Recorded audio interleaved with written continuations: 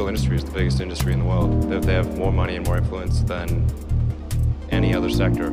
So, I mean, the more that there can be sort of popular uprising against that, the better. But I think the scientific fact of the matter is we are unavoidably headed towards some level of harm. So the sooner we can take action, the less harm will result.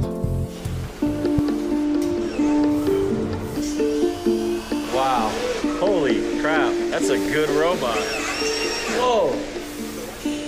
What is your grand vision for all of this? The point of the GigaFactory is to get the cost of batteries down to the point where it's affordable. Right. Batteries are critical to a sustainable energy future. The sun doesn't shine all the time, so you've got to store it in a battery.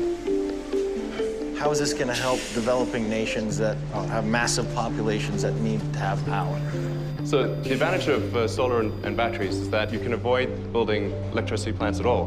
So you could be a remote village and have solar panels that charge a battery pack that then supplies power to the whole village without ever having to run thousands of miles of high voltage cable all over the place. It's like what happened with landline phones versus cellular phones.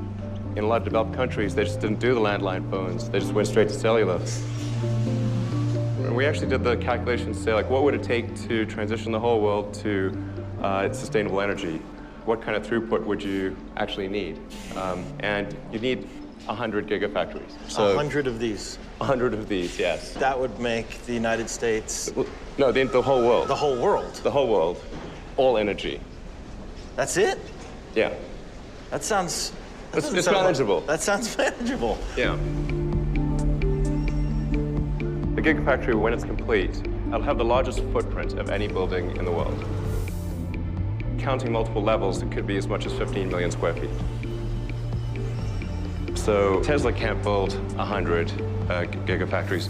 The thing that's really going to make a difference is if companies that are much bigger than Tesla do the same thing.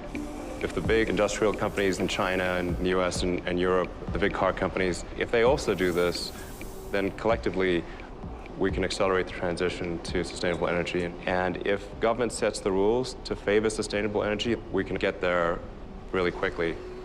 But it's really fundamental. Unless there's a price put on carbon, we're never going to be able to make the transition that we need to in time, correct? Yeah. And the only way to do that is basically with a